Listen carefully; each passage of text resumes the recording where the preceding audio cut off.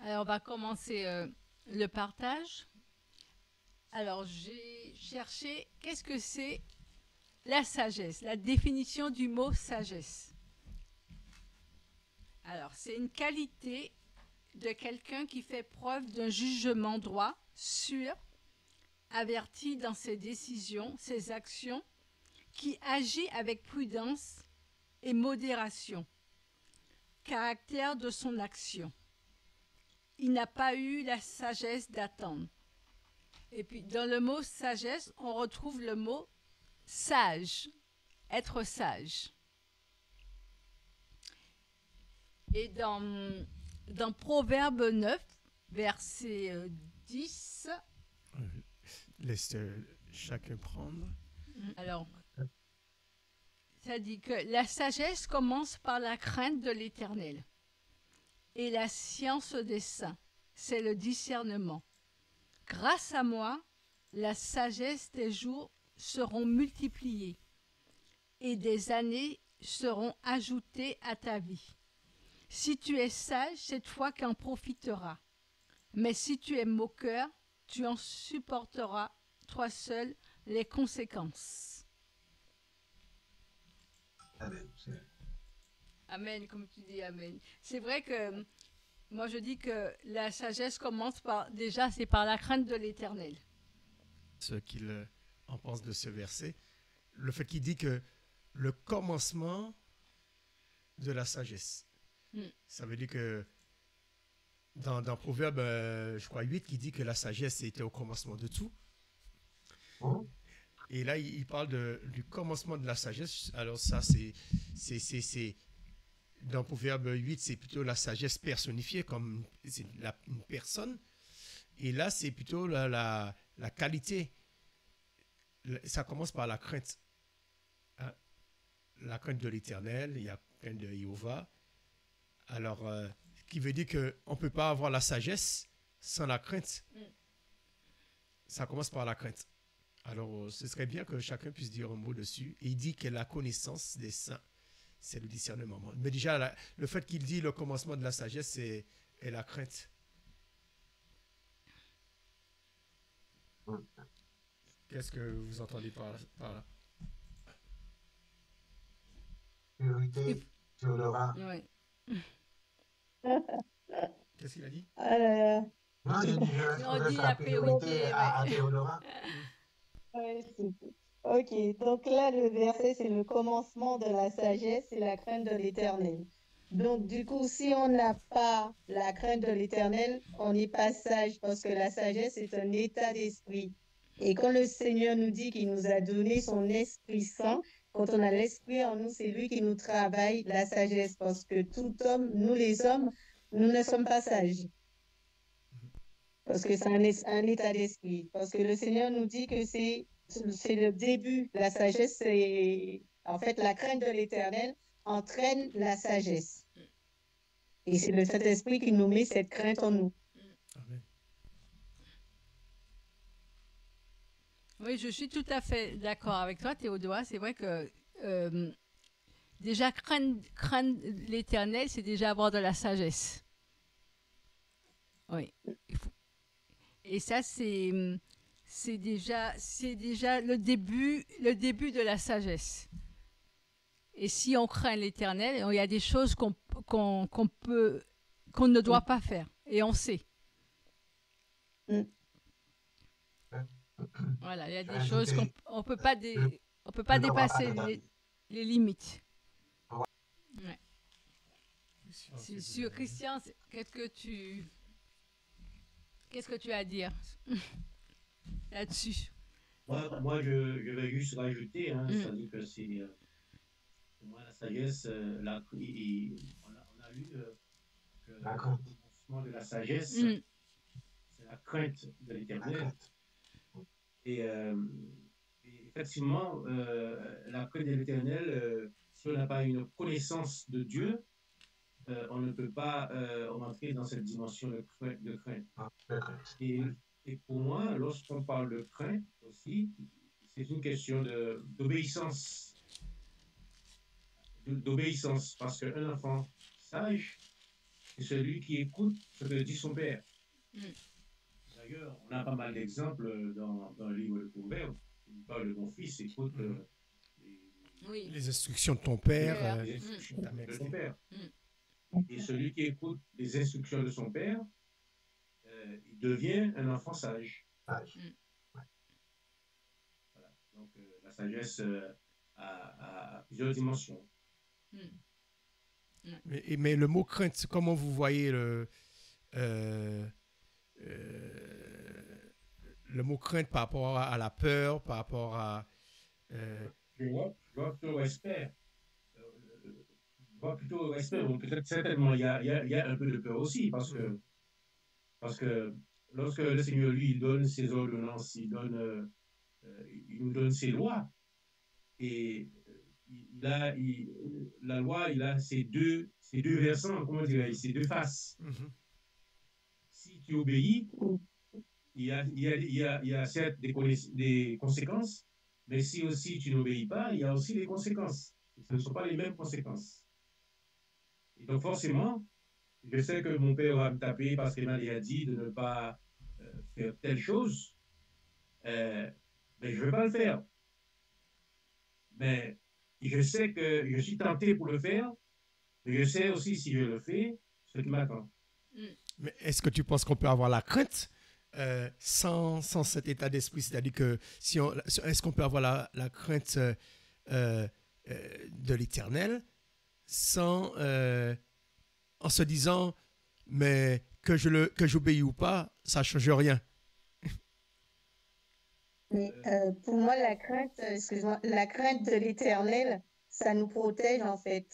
C'est pour nous, quand Dieu nous dit la crainte, c'est pour nous que nous protégions, parce que quand on a la crainte, on n'ose pas faire les choses pour ne pas déplaire.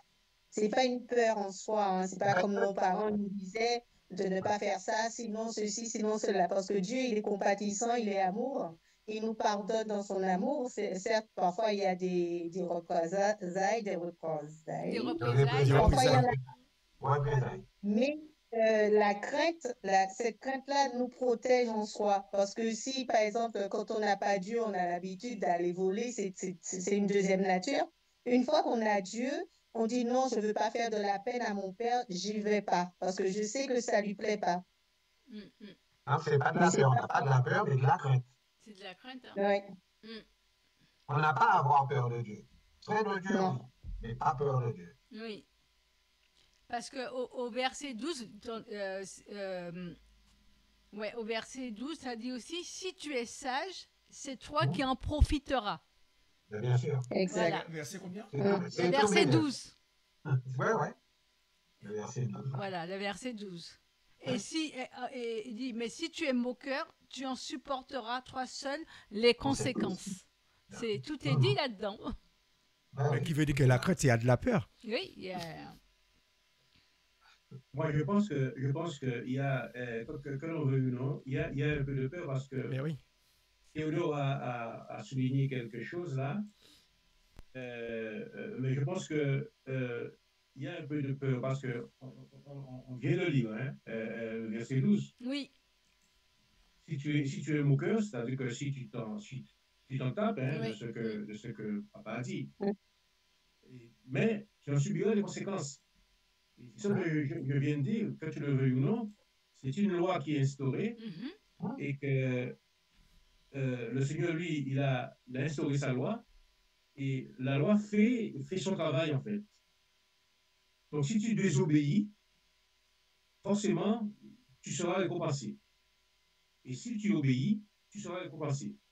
Et je pense que là où on peut parler un peu de peur, c'est que en désobéissant, tous nous pouvons parler de la désobéissance. En désobéissant, quand nous voyons certaines choses qui nous arrivent, au fond de nous, certainement, nous disons certainement c'est parce que j'ai fait. Parce que la loi de Dieu est en nous, il y a. La loi du Seigneur est en nous. Et dès lors qu'on passe à côté, on s'y attend. On s'y attend à quelque chose une conséquence négative, néfaste pour nous. Il ne faut pas perdre de vue. Il y a quelque chose qu'il ne faut pas perdre de vue. La sagesse est un attribut de Dieu. Oui. Il ne faut pas perdre ça de vue. Et le don de sagesse est un des 7 dons de l'esprit. C'est un des 7 dons. Ici, tu le don de sagesse dans les 7 dons de l'esprit. La sagesse est importante. Mais je fais attention, je pèse les mots, je fais toujours attention aux mots, vous savez. Parce que la sagesse permet de discerner le bien du mal. Si on prend le livre des Rois 3.9, il en est parlé là-dedans. Ça nous permet de faire la différence entre le bien et le mal. Quand on dit à quelqu'un, tu es sage, hein, ben, il est sage et qui ne fait rien de mal. Mais on ne va pas planifier quelqu'un qui fait le mal de sage. Donc, il ne faut pas perdre ça de vue que ça fait partie justement des dons de l'esprit. Il y a deux choses différentes. Hein. Un don, c'est quelque chose que tu reçois gratuitement, mais la sagesse commence par rapport à la crainte. La crainte, ça veut dire que c'est en fonction de ton attitude que tu grandis en sagesse. C'est deux choses différentes. Le don, c'est quelque chose comme le don, tu parles en langue, tu n'as pas besoin de faire d'efforts. Mais cette sagesse qu'on en a parlé dans Proverbe, là, c'est la sagesse naturelle que tu apprends. La sagesse divine, ça vient de la crainte de Dieu. Voilà, c'est-à-dire que si celui qui veut grandir en sagesse avec la crainte de ses parents, eh ben, il va obéir à ses parents. Mais c'est comme... Voilà, mais c'est de cette sagesse-là que Salomon parle. Il parle comment avoir la sagesse de Dieu, c'est déjà commencer à craindre Dieu, qui veut dire que cette sagesse cette sagesse divine qu'on peut avoir par rapport à nos efforts. Mais le don de sagesse, ça c'est autre chose. Ce sont des paroles que le Seigneur met dans ta bouche à un moment bien précis. Et quand on dit aux gens que nous avons cette sagesse justement divine, ils nous prennent pour des fous. Mais on n'a pas besoin de dire qu'on a la sagesse divine, ça doit se voir. Non, mais oui, mais les humains lambda, je dirais, hein, pas un chrétien à la limite, mais je vais me présenter devant quelqu'un dans la rue, il va me regarder, peut-être qu'il me verra, il ne me verra même pas, mais il ne dira pas forcément que c'est un message. Et si, quand bien même il dira c'est un message, il parlera humainement, de la sagesse humaine. Ah, il est sage, hein, il est gentil. D'ailleurs, les gens parlent souvent de gentillesse quand on parle de sagesse. Donc, la gentillesse, c'est pas forcément de la sagesse, c'est au-delà de la gentillesse, la sagesse. C'est un don divin. Par contre, il y a aussi, ça a un rapport aussi dans le chapitre Proverbe 9, il y a aussi le Proverbe 8, le poème de la sagesse, et le verset 13. Ça dit, lorsqu'on craint l'Éternel, on déteste le mal. Je déteste l'orgueil, la suffisance, la conduite mauvaise et la bouche menteuse. C'est à moi qu'appartiennent le conseil et la réflexion. Je suis l'intelligence et possède la force. Voilà, c'est ce que ça dit. Et ça dit aussi dans le poème toujours, le Proverbe chapitre 8, ça dit aussi, écoutez... Quel verset? Proverbe 8, le premier verset. Écoutez, la sagesse appelle, la raison élève la voix. Elle est postée sous les hauteurs, le long des routes, au carrefour, tout près des portes de la ville, là où l'on passe pour entrer. Elle fait retentir sa voix. Chacun de vous que j'appelle. C'est pour vous les humains que ma voix se fait entendre. À vous qui manquez d'expérience, apprenez donc à réfléchir. Et à vous, insensés, devenez donc intelligents. Il faut le lire parce que c'est très, très, très, très instructif. Ça montre que la sagesse, c'est quelque chose qui s'apprend. Voilà, ça s'apprend. Tandis que le don de sagesse, ça ne s'apprend pas. Ouais. Le don de sagesse, c'est quelque chose... Non, c'est ce que l'esprit. Voilà, mais c'est pourquoi il ne faut pas qu'on mélange les choses. Le don de sagesse, c'est... La sagesse dont on parle là, c'est qu'on nous exhorte, que tous on peut avoir, c'est cette sagesse-là qui s'apprend. Hein, comme quelqu'un qui apprend la mécanique, quelqu'un qui apprend un métier.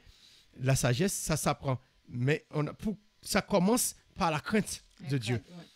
Et après, il faut la connaissance. C'est la connaissance qui permet qu'on puisse grandir en sagesse. Parce que la connaissance, on peut l'avoir soit par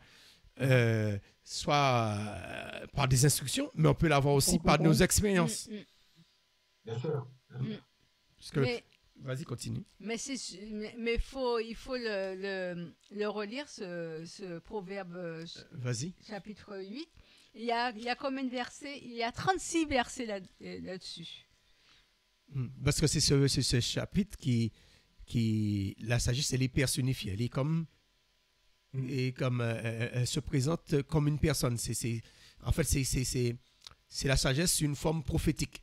C'est-à-dire que la sagesse explique qu'il était là avant la création, etc. Attends, au verset 10, ça dit aussi toujours le proverbe chapitre 8, ça dit aussi recherchez mon éducation plutôt que de l'argent et choisissez la connaissance plutôt que l'or le plus pur. Car la sagesse est préférable aux perles précieuses et les biens les plus désirables ne sauraient l'égaler. Moi, je suis la sagesse. Ouais, c'est à partir du verset 12 que c'est devient prophétique. J'habite à côté de la réflexion. J'ai découvert l'art de penser. Etc. Et là, ça dit, la crainte de Jéhovah, c'est la haine du mal. Je hais l'orgueil et l'arrogance, la voix de la méchanceté et la bouche de l'hypocrisie. Oui. Voilà. Qui veut dire qu'il y a un début à tout. Et au verset 35, ça dit aussi, car celui qui me trouve a découvert la vie. Il obtient la faveur de l'Éternel, mais il se fait tort à lui-même, celui qui me désobéit. Tous ceux qui me haïssent aiment la mort. 35. Car celui qui me trouve a découvert la vie. Celui qui trouve la sagesse. Il obtient la faveur de l'Éternel, mais il se fait tort à lui-même, celui qui me désobéit. Alors, ce serait important qu'on puisse définir, que chacun puisse définir, c'est quoi pour vous, c'est quoi pour vous la sagesse? Parce que tout à l'heure, là, Gérard a parlé, la sagesse du monde, on dit, bon, cet enfant est sage, mais qu'est-ce que pour vous, la sagesse divine? Et puis, voilà. Donnez des exemples. Parole aux chers.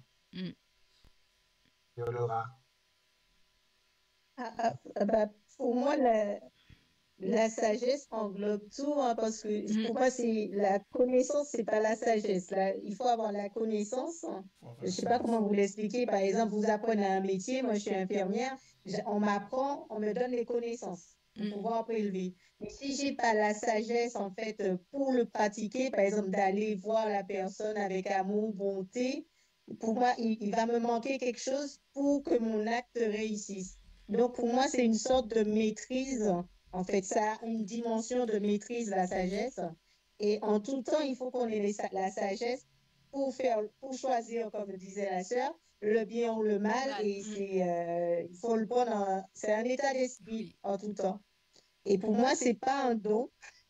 C'est quelque chose qu'on doit acquérir, nourrir, faire grandir.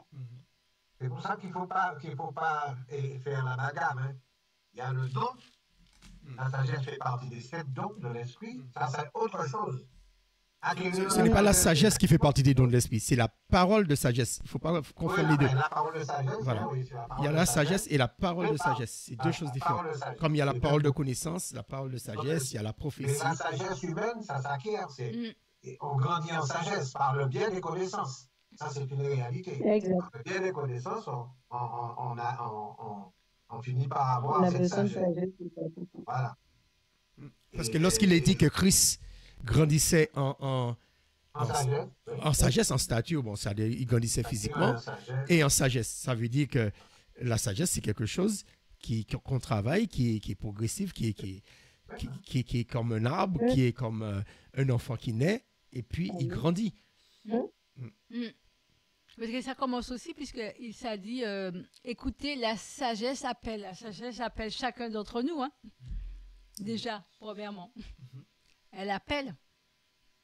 Et c'est c'est par la connaissance aussi qu'on acquiert tout au long de notre vie la sagesse. Et puis, dans sagesse, il y a aussi le mot sage. Il ne faut pas l'oublier aussi, c'est important. Tout à fait. Mais déjà, qu'est-ce que pour toi la sagesse? Puisque la sagesse, c'est un comportement. C'est une façon d'être, hein, c'est une façon... C'est un comportement. Alors, Oui, c'est un état d'esprit, une façon d'être, une façon on choisit de vivre. De choisir. Mais comment on peut déterminer qu'une personne est sage? Comment tu peux dire, mais lui, il est sage? C'est-à-dire que même si quelqu'un qui n'est pas dans la vie de tous les jours, hein, ce n'est pas obligatoirement dans le milieu religieux. Qu'est-ce qui... Mais comme on dit, on reconnaît l'arbre à son fruit. Donc, quand quelqu'un est sage, il y a les paroles qui sortent en fait de sa bouche et ses actes également. Donc, on peut voir si la personne est sage, c'est comme quelqu'un qui dit des paroles méchantes. On sait que cette personne n'est pas sage, qui crie tout le temps, qui hurle, qui insulte. On ne peut pas dire que c'est une parole c'est quelqu'un de sage. Mais quelqu'un qui va donner des conseils, prendre le temps avec l'autre, l'écouter, la bonté, tous ces fruits-là, là, ils vont dire, ah, mais cette personne, elle est vraiment sage. Voilà, ça montre que c'est quelqu'un qui a de l'écoute. Qui a de l'écoute. Mais l'écoute, on n'acquiert pas l'écoute dès notre naissance. C'est quelque chose qui se travaille. Ça s'apprend. Qui veut dire la sagesse, ça s'apprend. C'est pour ça que la connaissance et la sagesse, en fait, c'est pratiquement associé. Quand on connaît, quand on fait les connaissances, on apprend des choses, la culture, on lit. Et après, on se dit, comment je peux appliquer telle chose par rapport à ça. Hier, je l'ai fait mal, donc je vais encore apprendre pour voir comment je prends en compte cet enfant qui n'est pas bien avec sagesse. On apprend de ses erreurs, on apprend des expériences, on apprend de ce que nous lisons, on apprend de ce qu'on entend des autres. Qui veut dire que la sagesse, on est appelé à... Il y a un chemin qui est la connaissance. Il y a le chemin qui est la connaissance qui doit nous emmener vers la sagesse. On apprend, on devient sage. On ne naît pas sage, on le devient. Et c'est par l'apprentissage, par la connaissance qu'on devient sage. Mais on parle pas des dons, hein. Je parle toujours pas des dons, je parle de la sagesse. Et on ne doit pas être sage de nous-mêmes parce que si on a notre propre sagesse, la plupart du temps, on dévie, on sort du chemin de notre destinée. On n'est plus sur la bonne voie parce qu'on est appelé on essaie de tout gérer par notre propre sagesse. Et quand on veut tout gérer de nous-mêmes, on fait forcément des erreurs. C'est pour ça qu'il faut qu'il y ait un équilibre pour qu'on puisse arriver à quelque chose d'une sagesse noble, je dirais. Il faut qu'on passe par d'autres biais, qui est la parole, la prière, etc. On a tout un travail à faire pour acquérir. Il y a tout un sacerdoce pour pouvoir acquérir cette sagesse. Mais Gérard, il n'y a pas de différence entre la façon d'acquérir la sagesse humaine et la sagesse de Dieu. Parce que le Seigneur peut donner le don. Non, je ne parle pas du don. Je parle par rapport à Proverbe. Proverbe nous dit, c'est dans la connaissance, dans l'obéissance, qui veut dire que celui qui va apprendre dans un métier, hein, tu parles de ton métier d'infirmière, c'est une sagesse humaine, mais c'est le même principe que tu vas faire. Christian va prendre pour son métier. Aujourd'hui, le bois a fait ça. Demain, il va retenir que s'il laisse le bois au soleil, ça va se tordre, ou s'il le laisse dehors, demain, il ne va pas recommencer la même chose. Ça, c'est de la connaissance. Ça, c'est connaître. Il apprend à connaître. Voilà. Et après, cette connaissance lui donne comment savoir pour bâtir. Donc, il va acquérir, c'est ce que dit, il va acquérir. Il veut dire que... Et c'est la même chose pour les choses spirituelles. Il y a pas, le Seigneur prend, et surtout au niveau de la sagesse. La sagesse spirituelle, on a des choses à faire, une autre démarche, qui est lire la parole. Oui, mais si on sépare les deux, on ne va pas grandir en sagesse spirituelle. Parce que regardez, la sagesse, le Christ, c'est le maître de la sagesse. Comment il enseignait la sagesse?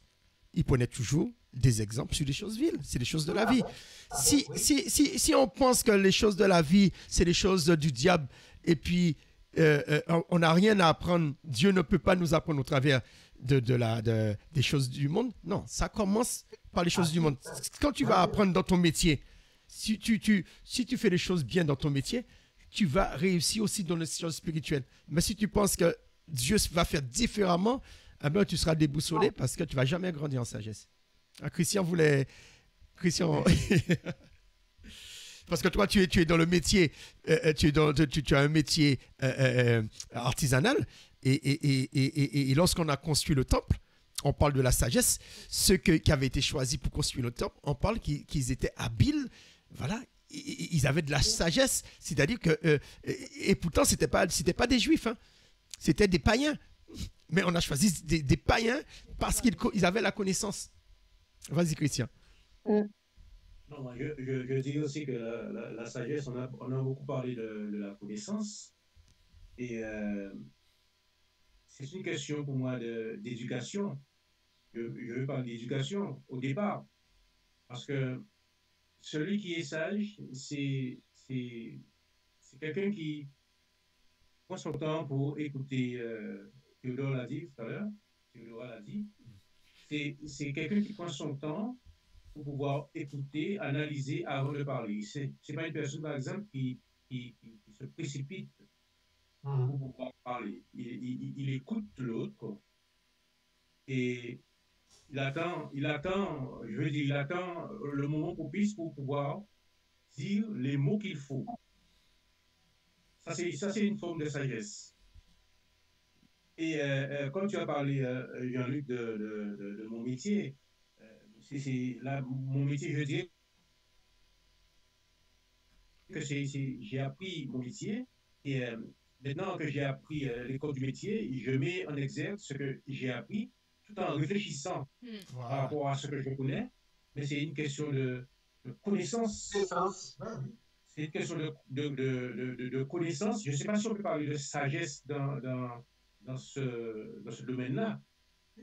Mais j'ai appris un certain nombre de choses et puis en fonction de ce que j'apprends, par exemple, je peux voir un autre collègue, la même chose que j'ai fabriquée, lui, il a déployé une autre technique pour pouvoir améliorer la chose et ainsi j'apprends, je continue à apprendre et mettre en exergue, ça veut dire que je fais valoir ma connaissance.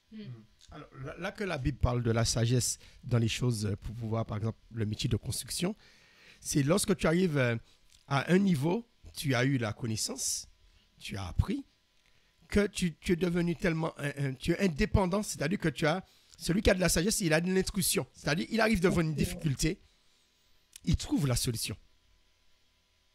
Ouais. Il trouve une solution, mais souvent les solutions, il la trouve soit parce qu'il réfléchit, parce qu'il avait vu quelqu'un d'autre faire comme ça, tu comprends? Et des fois, tu peux être bloqué parce que tu ne sais pas quoi faire. Il faut juste l'idée qu'il faut pour pouvoir trouver la solution. Et c'est ça, c'est... Alors, ce que tu dis, excuse-moi, ce que tu dis est tellement intéressant parce que, prenons l'exemple encore toujours sur mon métier, je dis que dans mon métier, il n'y a pas de problème, je n'ai que des solutions. Et pourquoi je dis ça? Parce que j'ai pas mal d'années d'expérience dans mon métier, mais j'aime mon métier. Et c'est là, je pense, que ça fait toute la différence. Et s'il faut, en parallèle, parler de la sagesse de Dieu, je pense aussi qu'on peut parler d'amour. J'aime Dieu, et parce que j'aime mon Seigneur, alors je mets en exergue ce qui m'apprend. Oui. Ce qui m'apprend, d'une manière ou d'une autre, que ce soit par la parole, que ce soit par un frère, que ce soit, peu importe, d'une manière ou d'une autre, je mets en application parce que je reconnais Dieu dans cette histoire-là. Dans cette histoire. Bon. Ouais. Mais on a Salomon, le grand sage. Lui aussi, il avait la connaissance. C'est pour ça que je dis que ces deux mots-là, on ne peut pas on est obligé de les associer. Il avait la connaissance pour le temple Et il avait beaucoup de sagesse.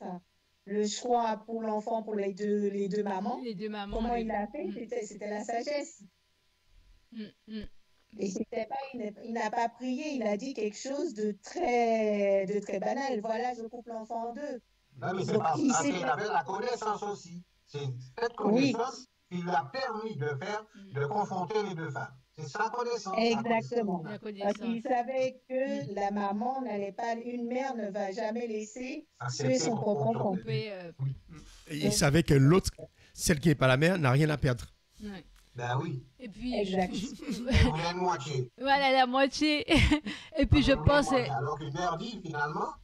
Et puis, je pense aussi, mais Salomon aussi a demandé au Seigneur de la sagesse pour diriger son peuple aussi. Hein. Ben oui, bien sûr. Parce que sans la sagesse, il a demandé. Il n'a pas demandé de l'or ni de l'argent, il a demandé simplement la sagesse. Le Seigneur lui a dit, puisque tu ne m'as pas demandé ça, je te rajoute l'or et l'argent et tous les biens. Mais d'abord, il a demandé la sagesse. Et j'ai bien aimé aussi Ecclésiaste, le chapitre 9 et le verset 13. Ça parle de la sagesse du pauvre. Alors, laisse-nous prendre Ecclésiaste, chapitre 9. Oui, et verset 13. Verset 13. Alors, ça dit, « À l'égard de la sagesse, j'ai encore observé sous le soleil quelque chose qui me paraît frappant. Il y avait une petite ville n'ayant que peu d'habitants.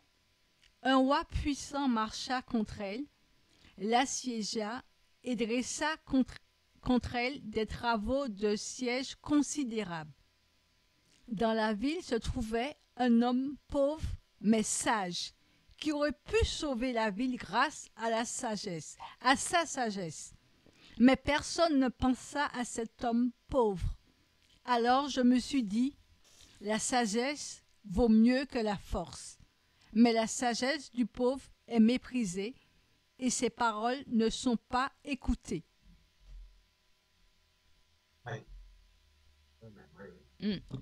Il est dit là que la sagesse, comme il est dit ça, c'est au verset... la sagesse vaut mieux que la force. Que la force, oui. Alors, on peut comprendre cela en faisant des expériences de la vie de tous les jours. Tu mets un vieux, c'est pas, par exemple, il y a les courses de canot en Martinique, les courses de yole. Il faut avoir de la force pour pouvoir ramer, etc. Mais pour pouvoir gagner, qu'est-ce qu'ils font? Ils mettent toujours un vieux comme comment s'appelle le chef là, comment s'appelle du bateau, le patron. Ils mettent toujours quelqu'un d'expérience. Oui, tu peux avoir de la force, tu peux avoir des jeunes qui sont bien musclés, qui font de la muscu, mais c'est le cerveau, c'est la matière grise. Hein? On dit que la force n'a pas de pétrole, mais ils ont de la matière grise. C'est ça qui fait. C'est pourquoi il est dit que c'est une force. Il vaut mieux avoir de la sagesse que d'avoir de la force. Tu as beaucoup de. Le pays est jeune, ils sont musclés. Mais celui qui est là, il est tout seul, il réfléchit. Il sait comment ne pas pouvoir lever une pierre. Non, il ne va pas aller lever la pierre. Il va prendre une poutre, il va prendre une petite ficelle, et puis il va le soulever. Il va te lever une tonne avec une corde. Tu as dit, mais comment il fait? Parce qu'il a réfléchi, il met une poutre, il a mis une poulie, voilà, et il va tirer. La sagesse est plus forte que la force. La force. Samson, c'était la force, mais il a manqué de sagesse. Ouais. Et la force qu'il avait ne lui a servi à rien. Parce qu'il s'est laissé avoir par autre chose. Hein? Par la filouterie de la femme, il s'est laissé avoir. Si on revient sur la sagesse est plus forte, et il vaut mieux avoir la sagesse que la force, on peut voir ça dans nos métiers de tous les jours. Tu vois, celui qui n'a pas d'expérience, il va se forcer pour faire le truc. Toi, tu viens, comme on dit, en deux petits mouvements, tu as fait ça. La sagesse, Et voilà, parce que le jeune, il va se forcer, il va se dire, mais pour faire ça, pour enlever ça, il faut faire ça, il va faire ça, il va faire ça là, il va perdre beaucoup de temps. Toi, tu viens, tu regardes, tu dis, attends, tu prends une feuille de papier, tu dis, bon, j'ouvre la porte. Tandis que lui, il va casser la porte, il va se faire ça. Tu parles de deux choses là, Jean-Luc. Tu parles et de la connaissance et de la sagesse. Il y a les deux là. Mais il ne faut pas séparer les deux. Celui qui veut séparer les deux ne... Tu marches ensemble, c'est un couple. Hein. La connaissance, l'ancien, il a la connaissance. Mais c'est la connaissance qui lui a donné la sagesse, puisque la sagesse commence toujours par quelque chose. La sagesse... Oui, il a les deux. Oui, mais la sagesse, tu ne peux pas avoir de la sagesse sans la connaissance. Sans la connaissance, oui, mais tu es obligé de te déplacer avec ta connaissance. Tu es obligé de te déplacer avec. Tu es obligé. Pour garder la sagesse en pleine forme, tu es obligé de te déplacer avec la connaissance. Sinon, tu faiblis. Comme Samson, hein, il avait la super forme, on pourrait dire. Il avait une connaissance du fonctionnement humain. Il savait comment les broyer, les bousiller. Il est sorti de cette connaissance, il a abandonné la connaissance. Donc, automatiquement, il est tombé, il a perdu la sagesse. Il a tout perdu. Et heureusement, dans sa sagesse, Dieu lui a redonné. La grande sagesse de Dieu, il lui a redonné les choses. Christian, tu as une chose à dire? Oui, je voulais juste prendre l'exemple de Jacob. Il voulait se séparer de son beau-père Laban. Et Laban voulait absolument, je dirais le brûler. Mais oui, c'est ça. Hein? Voilà. Et lui, il avait une proposition. Et qui paraissait à Laban justement une proposition alléchante parce que pour lui, comment il va faire? Tu comprends? Et lui, avec la connaissance qu'il avait, où est-ce qu'il a été chercher ça? Je ne sais pas. Mais en tout cas, il avait cette connaissance pour pouvoir faire naître ses bêtes avec les tâches qu'il voulait. C'est vrai, Christian, et ce que tu dis là, c'est vrai. C'est un songe qu'il a eu de faire ça. Tu sais, tu as dit que tu ne sais pas où il a pris cette connaissance-là. Il a eu un songe, on lui a dit de faire ça. Ouais. Oh, d'accord. Donc, tu vois, c'est justement, donc c'est agréable de pouvoir obéir. Ouais. C'est agréable de pouvoir obéir c'est vrai. À notre Seigneur afin d'acquérir la crainte et afin aussi de recevoir les informations. Et ça va de pair. De toute évidence, ça va de pair. La connaissance produit, je crois, la sagesse. C'est vrai. Si on a la connaissance, forcément, on fera les choses en fonction de ce qu'on sait. Et les autres verront et sauront et nous diront sages. Oui. 1 Corinthiens 3:19, que la sagesse de ce monde est une folie devant Dieu. Si on est sage dans le monde, c'est une folie devant Dieu. Hein. Oui, mais ça dépend. Salomon était sage aux yeux du monde, hein, parce que les gens sortaient de partout. Il était un homme de Dieu. Il était un homme, donc il faut avoir quand même cette connaissance. Oui, mais quand on parle de la sagesse du monde, là, Salomon, les gens sortaient de partout, qui veut dire que même les hommes du monde reconnaissaient sa sagesse. Oui. Qui veut dire que c'est un faux prétexte de dire que les gens du monde ne vont pas reconnaître notre sagesse. Si on reconnaît un arbre à son fruit, Christ, on reconnaissait sa sagesse, même si on n'était pas d'accord avec lui. Même si on n'était pas d'accord. Mais on peut être chrétien et puis ne pas acquérir la sagesse, puisqu'on a vu que c'est quelque chose qui s'apprend. C'est pas quelque chose qui est automatique. Tu peux être chrétien, tu peux avoir des années, tu peux être pasteur, et puis tu n'as pas acquis la sagesse. Il y a des chrétiens qui ne sont pas sages du tout, hein, ça on le sait. Il y a des chrétiens qui ne sont pas sages du tout. Hein? Mais ça commence par nous, ça commence par nous. On peut avoir des années d'expérience. Et puis on n'a pas acquis la sagesse, puisque. Comment on te reconnaît si tu ne pratiques pas? Si tu pratiques pas. Je crois que celui qui a acquis la sagesse et l'intelligence, ce n'est pas une personne qui se vante. Ah, il y a des personnes, excuse-moi mon frère Christian. Je n'ai pas bien compris, Christian, qu'est-ce que tu as dit? Ce n'est pas quoi?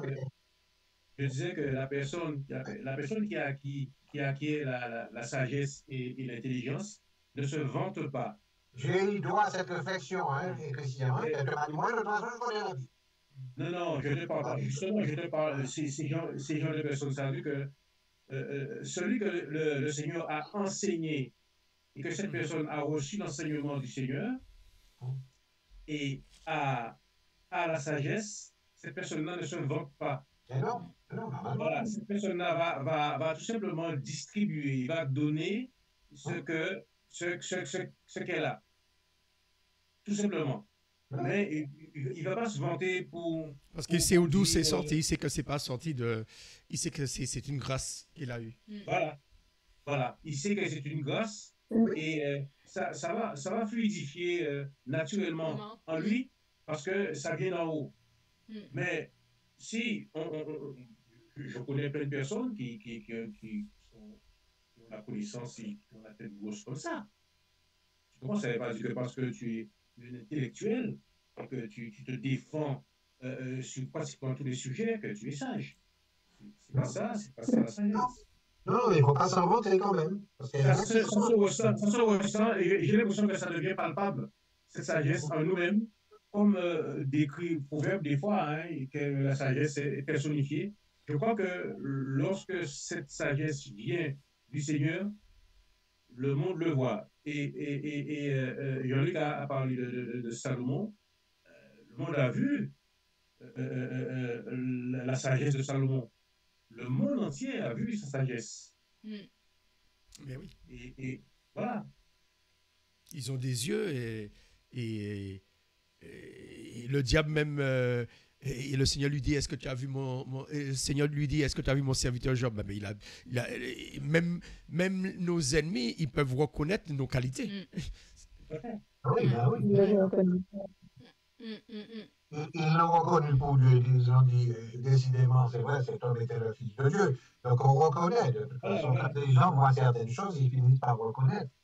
Mais je dis, les personnes qui ont souvent la connaissance, dans peu importe le domaine, hein. Donc, quand on parlait l'an dernier, quand il y a eu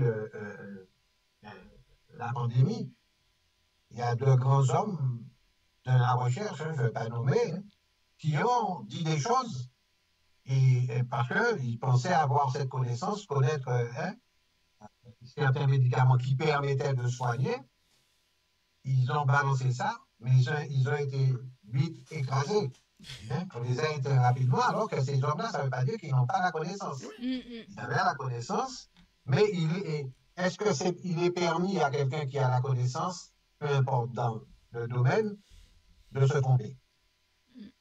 Alors, une question. Quelle différence vous faites avec... parce qu'on a vu qu'il y a un lien entre la connaissance et la sagesse. La connaissance amène à la sagesse. Alors, quelle est la différence entre les deux ou la frontière entre les deux? Voilà. Quelle est la différence entre les deux? Puisqu'on peut avoir la connaissance et puis on n'a pas la sagesse. Oui, mais la question que je pose, c'est-à-dire comment on fait la différence? Comment on fait la différence qu'on est passé du stade de la connaissance à la sagesse et que cette connaissance a produit le fruit de la sagesse dans nos vies? Comment on peut expliquer les choses? Est-ce qu'il y a quelqu'un qui peut... Voilà. Est-ce qu'on peut mettre des mots dessus? Je vais essayer de m'expliquer. Pour moi, la connaissance, c'est souvent associé à la sagesse. Parce que quand on lit la Bible, par exemple, pour comprendre les choses, on a besoin de connaissances. Et cette connaissance va nous amener vers la sagesse de Dieu. Parce qu'en lisant, en cherchant à connaître, donc on se dit, bon, voilà, j'ai appris ça, Dieu a dit de ne pas faire ci, et je cherche à comprendre, à mieux connaître pour acquérir la sagesse. Et c'est cette connaissance qui va m'emmener à acquérir cette sagesse que je n'avais pas avant. Gandalena, tu avais noté la définition du dictionnaire de la sagesse? Oui. Est-ce que tu peux nous lire cette définition? Alors, c'est une qualité de quelqu'un qui fait preuve d'un jugement droit, sûr, averti dans ses décisions, ses actions, qui agit avec prudence et modération. Caractère de son action, il n'a pas eu la sagesse d'attendre. Alors, par rapport à ce que tu viens, on pourrait dire ce que la connaissance de ce que tu viens de donner comme connaissance, et comment on peut juger que quelqu'un est arrivé à ce stade-là? Au stade de la sagesse. De la connaissance. Au stade de la sagesse. C'est-à-dire que, parce qu'on a appris, à l'école, tu apprends. On voit bien que les élèves, ceux qui sortent de l'école avec le diplôme, ça, c'est compétent. Lorsqu'ils arrivent dans le métier, on voit la différence entre la connaissance et la sagesse. Lorsqu'ils arrivent dans le métier, Christian, je te laisse agir. Vas-y, Christian. Moi, je pense que la sagesse, c'est Dieu, la sagesse vient du Seigneur. Je pense que la sagesse vient de Dieu. Amen. Moi, c'est ça c'est ça la différence. C'est-à-dire que tu peux avoir beaucoup de connaissances en plein de choses, comme tu viens de dire. Mais si tu n'as pas ce côté spirituel, ce côté qui vient du ciel, je pense que l'instinct, qu'on pourrait dire l'instinct. On ne peut pas parler de sagesse. Ouais. Mais comment tu fais pour connaître la parole de Dieu? Comment tu fais pour dire que c'est vrai que c'est Dieu qui donne la sagesse? Mais comment tu fais pour recevoir cette sagesse si tu ne passes pas par la connaissance, connaître ton Dieu, apprendre à avoir cette connaissance de ce Dieu-là, en sachant que ce Dieu-là, il parle, il t'entend. C'est dans la connaissance de la parole que tu arrives à acquérir cette sagesse. Moi, c'est ce que je vois. Oui, je suis entièrement d'accord. C'est-à-dire qu'on est à la recherche. On est à la recherche de quelque chose d'en haut. Et on a compris, on a lu d'ailleurs, que le Seigneur nous dit, si vous cherchez, vous trouverez. Donc, lorsqu'on cherche Dieu, il se laisse trouver. Mais lorsqu'on cherche Dieu de cœur sincère, il se laisse trouver. Et après, maintenant, ce qui descend sur toi, c'est les autres qui le voient. Mais toi-même, tu continues à chercher parce que toi-même, pour toi, tu n'as rien. Tu continues à chercher, tu n'as rien. Et c'est les autres qui vont dire et qui vont faire la pub pour toi. Mais quand bien même que tu es dans cet état, tu n'as toujours rien, tu sens que je n'ai rien, j'ai l'impression que je n'ai rien. Alors que tu fais du bien à tellement de personnes autour de toi par rapport à ce que le Seigneur a mis en toi.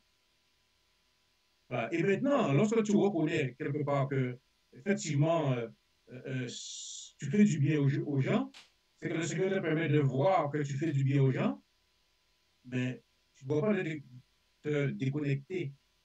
Tu ne dois pas te déconnecter ni te laisser influencer par des esprits inférieurs. Et Jean-Luc, tu disais quelle est la différence entre sagesse et connaissance? Ben voilà, il y a 1 Corinthiens 8, 1 qui nous le dit. Voilà ce qu'il dit. La connaissance rend orgueilleux. D'accord? Mais, donc à l'opposé, la sagesse fait mûrir un homme et lui enseigne comment appliquer sa connaissance aux problèmes quotidiens. C'est la différence, hein? C'est pas moi qui fais cette différence, c'est 1 Corinthiens 8. Oui, mais Wally, la partie qui, comment on produit la sagesse, il te dit que comment ça se produit? Voilà, mais la sagesse fait mûrir un homme et lui enseigne comment appliquer sa connaissance aux problèmes quotidiens. Donc la connaissance est toujours là. Hein? Voilà. Et simplement, voilà, la connaissance est toujours là. On ne parle pas de sagesse sans connaissance. Voilà. La connaissance est toujours là. Il faut connaître, il faut avoir cette connaissance et en appliquant ces connaissances. Exactement, voilà. En appliquant ces connaissances. Voici c'est le mot que je voulais qu'on puisse dire. La connaissance, c'est en appliquant tes connaissances que tu acquiers la sagesse. Et c'est pourquoi je prenais l'exemple des diplômés qui sortent de l'école. Ils ont plein de connaissances. Ils ont des connaissances que même, même les vieux n'ont pas, les anciens n'ont pas, parce qu'ils ont appris des nouvelles connaissances. Mais lorsqu'ils arrivent dans la vie active, cette connaissance, ils savent pas comment faire. Hein? Moi, j'ai appris l'électricité, mais quand je suis allé la première fois sur un chantier faire de l'électricité, ça n'a rien à voir avec ce que tu apprends à l'école. Il faut adapter ta connaissance, comme le texte vient de dire là, à la vie active. Hein? Et c'est pourquoi je prends l'exemple. C'est pourquoi si on sépare la connaissance, la sagesse avec la sagesse qu'on acquiert dans nos métiers, on va faire fausse route. Si on veut apprendre des choses de Dieu, il faut prendre des exemples terre à terre. Il faut prendre des exemples de la vie de tous les jours, de la vie quotidienne, de notre quotidien. Le Christ, c'est comme ça, il enseignait. C'est avec la vie quotidienne. Il n'allait pas prendre des choses au ciel qu'il a entendues au ciel. Hein. Il n'allait pas prendre il n'allait pas enseigner avec les visions qu'il avait. Non, il prenait des exemples que les gens connaissaient. C'est comme ça, avec la connaissance que tu as eue à l'école, la connaissance que tu as eue par tes parents, quand tu arrives en face de fait, du mur, mais tu sais comment faire. Et c'est là que tu apprends. Et je voulais revenir à ce que Christian disait, que la sagesse vient de l'Éternel. Et je lis le Exode 31, les artisans du sanctuaire. L'Éternel parla à Moïse en ces termes. Vois, je désigne Bezaleel, fils d'Ouri, descendant de Hou, de la tribu de Juda, et je l'ai rempli de l'Esprit de Dieu qui lui confère de l'habilité, de l'intelligence et de la compétence pour exécuter toutes sortes d'ouvrages, pour concevoir des projets, pour travailler l'or, l'argent et le bronze, pour tailler des pierres à enchâsser, pour sculpter le bois et pour réaliser toutes sortes d'ouvrages.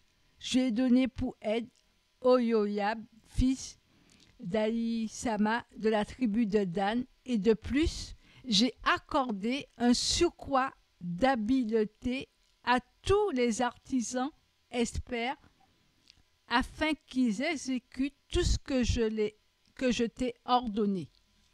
Voilà. Excusez-moi, il y a Régine qui est là depuis un petit moment. Oui, voilà, je l'ai vu. Alors, fini, puis Régine va réagir. Voilà, parce que c'est ce que je voulais dire depuis tout à l'heure là par rapport à ce que Christian disait. Que l'Éternel aussi peut aussi nous remplir de l'intelligence pour effectuer certains des travaux qu'il nous a donnés à faire. Et c'est ce qu'il a fait pour les travaux du tabernacle, mais aussi pour les travaux. On a besoin de la chose de Dieu, même dans nos métiers aussi. Dans nos métiers, voilà, on est dans une... Oui. Alors, par rapport à tout ce que tu as entendu, qu'est-ce que tu voudrais dire et ajouter ou... Dire ajouter, il m'a dit que... Mais la sagesse, c'est le Saint-Esprit, c'est bien ça? Ça, c'est le don de sagesse. Ça, c'est le don de sagesse. On n'a pas encore parlé du don de sagesse. On n'a pas encore parlé du don de sagesse. J'avais légèrement parlé comme ça au début, mais c'est le don de sagesse. D'accord. Là, c'est la sagesse qu'on acquiert, que tout le monde peut acquérir. C'est la sagesse qu'on peut acquérir par la connaissance, par nos expériences. D'accord. Et il y a la sagesse humaine. Voilà. C'est de ça que vous parlez là. La sagesse qu'on peut accueillir, que ce soit de Dieu ou des choses de tous les jours. D'accord. Tout à l'heure, je donnais l'exemple de parole de sagesse, et pour qu'on puisse faire la différence entre une parole de sagesse et voilà. Là, on a parlé de ce que tout le monde peut recevoir, puis il y a des gens qui reçoivent vraiment le don de la parole de sagesse. Il y a aussi quels sont les 7 piliers de la sagesse? Le premier, c'est 1, le conseil. 2, la connaissance. 3, l'intelligence. 4, la force. 5, le pouvoir. 6, la richesse. Et 7, l'honneur. mais ils ont oublié la crainte, hein, parce que ils ont oublié la crainte, hein, parce que il est dit celui qui a fait cela, il a oublié la crainte. Parce qu'on est obligé de passer par la crainte de Dieu. Peut-être là, c'est la sagesse humaine, mais la sagesse divine, tu es obligé de passer par la crainte. Ça doit être... Voilà.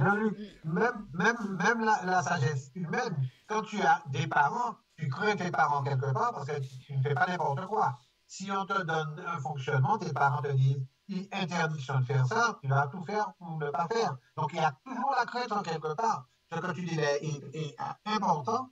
Ils ont oublié la crainte parce que la crainte existe autant dans la sagesse humaine que dans la sagesse divine. Il faut la crainte.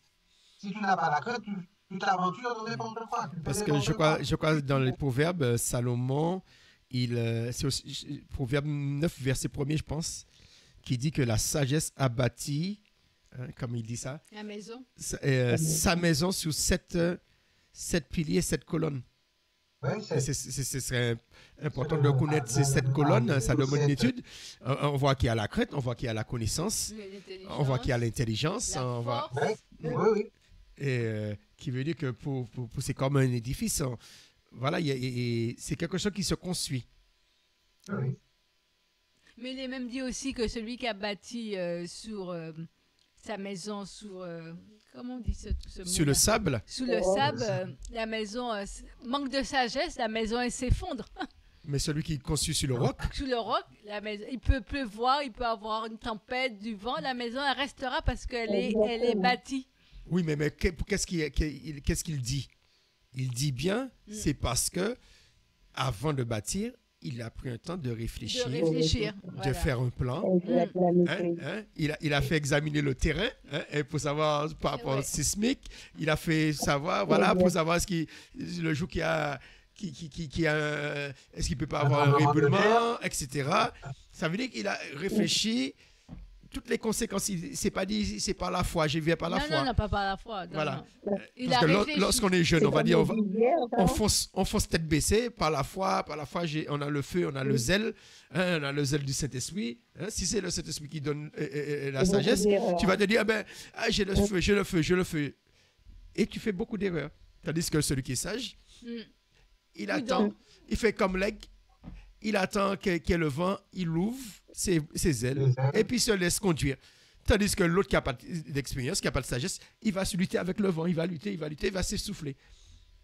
Et puis il va voir l'autre, il ouvre ses bras comme ça et puis il passe. Il passe. Quoi tu disais? Jésus nous a donné l'exemple aussi. Qui? Alors donne-nous l'exemple, donne-nous. Non, je disais que Jésus nous a donné l'exemple des 10 vierges. Ah, les 10 vierges, oui. Exactement. Ouais. Voilà. Les 5 qui avaient prévu, si toutefois il y a quelque chose, je ramène en plus.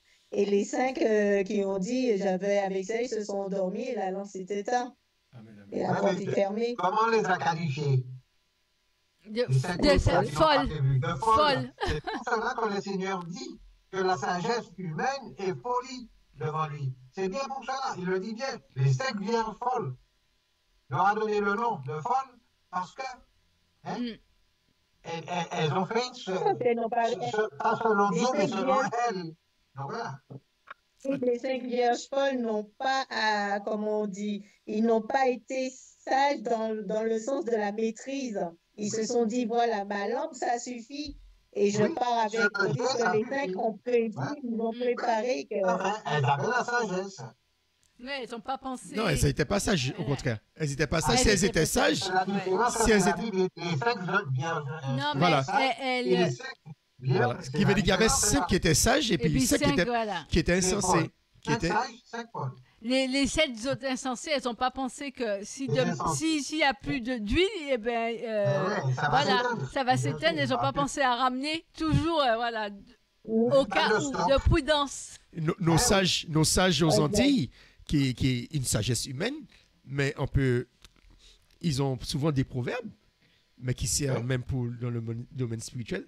Il y a un proverbe qui dit, c'est pas le même jour manger terre ou donc à gonfler. Ça, qui veut dire, c'est pas le jour que tu as mangé de la terre que tu auras les problèmes. Qui veut dire que ils savent que tu es jeune. Ah, tu vas soulever le sac de ciment comme ça. Tu vas pas respecter les points, les ceci, de porter sur les cuisses, etc. Mais dans quelques temps après, tu vas, tes reins, etc. Hein? Parce qu'ils ont acquis avec l'expérience. Ils savent que tu vas t'user comme ça et eux, ils ne s'usent pas, ils savent comment faire les choses. Il y a un proverbe que disait aux Antilles que j'aime beaucoup, mais je l'aime beaucoup, vraiment.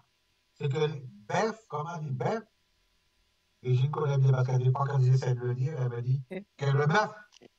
Bœuf du vent, bret de l'eau claire. Voilà. C'est ça, là, ça nous dit. Ben oui, celui qui est devant, il anticipe. Il va boire l'eau claire, nette, nickel, et les autres qui vont boire après, l'eau sera il y aura une salaud qui le donne. Mais la sagesse te pousse à boire d'abord, d'aller hein, d'anticiper. C'est ça que les vierges aussi. Il y en a qui ont anticipé, ils ont pris de l'huile à réserve, mais les autres non. Et l'anticipation a sa place dans la vie. Si on n'anticipe pas quelque chose, un événement, c'est Jean-Luc, la construction de la maison. Si tu ne contrôles pas le terrain, la stabilité du truc, du machin, eh ben, tu es sûr que tu vas prendre du plomb. Mais c'est l'anticipation du fait que tu anticipes. Voilà. Si tu dis, ah, c'est par la foi, c'est le Seigneur qui m'a donné le terrain. Par la foi, tu fais un examen. Je comprends, mais Jean-Luc, il faut anticiper les choses à venir. Hein. Et moi, je voulais poser une question. Alors, ce qui veut dire que la sagesse, il faut avoir la connaissance déjà pour acquérir la sagesse. Alors, ça veut dire que on a loupé beaucoup de choses dans d'autres vies. Alors, parce qu'on n'a pas eu la connaissance, il y a certaines choses qu'on devait avoir, on ne les a pas eues, parce qu'on a manqué de connaissances, on a manqué de... Est-ce que c'est vraiment ça? Parce que je me suis dit, peut-être que moi, j'ai dû louper certaines choses que j'ai pas pu avoir parce que j'ai manqué de connaissances, j'ai manqué de sagesse. Tu as raison, Dalila, c'est une vérité. Ce que tu dis, c'est une vérité. Voilà, c'est ce qui me vient dans la pensée. Ça montre l'importance de la sagesse. L'importance de la sagesse. Plus que tu as de la connaissance, mieux que tu te connais. Dieu le dit, hein. Il dit dans sa parole que mon peuple périt. Hein. Par manque de connaissance. Mon peuple périt. Il dit quand même aussi, rachetez le temps qui vous est donné. Hein. C'est parce qu'on est passé à côté de tellement de choses. Parce que quand l'apôtre Paul, il dit, conduisez-vous avec sagesse envers ceux du dehors. Il le dit, ça. Mais il nous dit à nous, rachetez le temps qui vous est donné. Parce que si on laisse échapper le temps, eh bien, c'est ce qui nous est arrivé tous. Hein. On a perdu énormément de choses. Il y a plein de choses que nous n'avons pas pu avoir. C'est une réalité. C'est pour cela que nos vies, très souvent, il y a des trous. Il y a des trous. Il y a des trous. Et c'est pire que le gruyère. Il y a des trous un peu partout. Parce qu'on est passé à côté de beaucoup de choses. Beaucoup de choses. Parce qu'on se disait, bon, de toute façon, c'est pas grave, j'aurai le temps. Non, tu n'as pas le temps, ça ne t'appartient pas. Il y a une parole de sagesse, disons, un proverbe antillais, mais ce proverbe existe pratiquement dans toutes les langues. En gros, ce proverbe te dit que il faut réfléchir avant d'agir. Alors, tandis que pour dire il faut réfléchir avant d'agir, aux Antilles, ça c'est un proverbe de la Martinique, je ne sais pas s'il y a ce proverbe en Guadeloupe, Christian me dira, il te dit que si bœuf pas te connaître la gédéille, il va aller graines abricots. Ça veut dire que les anciens veulent te faire que avant d'avaler, sinon il allait l'écraser. Mais s'il l'avale, c'est parce qu'il sait qu'il peut la digérer. Il sait que ça ne va pas lui poser de problème. Je ne sais pas si ce proverbe existe en Guadeloupe, je ne sais pas. Mais oui, mais c'est l'histoire de la poule qui n'a pas de dents et qui mange n'importe quoi. Et ça passe à la sortie. Parce qu'il faut penser après à la sortie. Et Christian, ce proverbe existe en Guadeloupe? Il me semble.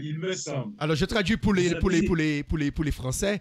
Si le bœuf ne connaissait pas la largeur de son derrière, il n'allait pas avaler. Alors, une graine d'abricot, la graine d'abricot, c'est assez gros. Hein? C'est pas la petite abricot qu'on dit ici. Hein? Non, c'est quelque chose qui est comme une noix de coco. Et c'est pourquoi en Afrique, ils disent pas graine d'abricot, ils disent une noix de coco. Si le bœuf ne connaît pas, eux, ils disent une noix de coco. Il avalerait une noix de coco. Oui, tu te rends compte la grosseur de nos... Non, c'est pour faire comprendre que la sagesse, même les animaux, ils ont cet instinct de réfléchir les conséquences. Voilà. Ouais. Et quand les jeunes, pourquoi il y a les moins de 25 ans, c'est les plus accidentés de la route, c'est le manque de sagesse, parce que pour eux, ils sont jeunes, ils ont la vie devant eux, ils pensent que rien ne peut leur arriver. Mais quand toi, tu as dépassé ce stade de 25 ans, tu as vu des vertes et des pas mûres, eh bien, voilà, tu deviens plus prudent. Et c'est quoi? C'est là, ça montre que la sagesse, dans ces 7 colonnes, il y a la prudence. La prudence, oui. Il y a aussi la patience, il y a tout ça. Et qui veut dire que la sagesse, c'est quelque chose qu'on acquiert. Ce n'est pas parce qu'on est chrétien qu'on a acquis la sagesse, qu'on grandit en sagesse. Le Christ, on voyait qu'il grandissait en sagesse. Il était jeune, mais on voyait qu'il grandissait en sagesse. Et lorsqu'il discutait à 12 ans au temple avec les anciens, eh ben, ils étaient étonnés de sa sagesse. Ça veut dire la connaissance et de la sagesse. Oui. Parce que il y a même des textes, bon, le texte des évangiles ne le dit pas, il est dit qu'il connaissait des choses sur la mégaphysique, métaphysique, etc. Et c'est pour dire que la sagesse aussi augmente notre connaissance aussi. Parce que comme tu apprends et tu vois, tu as des résultats, ça t'apprend et puis ça t'amène à transmettre et à enseigner les autres. Celui qui est sage, il apprend plus facilement parce qu'il ne se laisse pas dominer par, je dirais ça comme ça, la fausse sagesse du monde. La sagesse te pousse à apprendre. Quand tu es sage, tu dis, même les parents disent, vous voyez, il est sage, hein, il est en train d'étudier. Donc, on parle de sagesse pour apprendre. Alors, qui veut dire que notre vie, elle n'est pas terminée. Il y a encore de bonnes choses à venir. Alors, merci. Oui, elle n'est pas encore. Non, tant qu'on est vivant, la vie elle continue et je pense que ce que la vie peut nous donner, il n'est pas encore trop tard pour attraper le temps perdu de ce qu'on a manqué.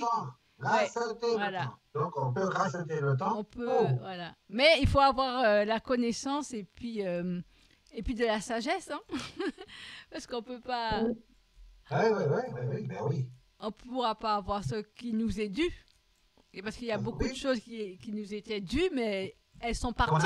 Elles sont parties parce qu'on a loupé, parce qu'on a, comme dit ça, il n'y a pas eu de la sagesse parce qu'on n'a pas su attendre. Voilà. Ouais.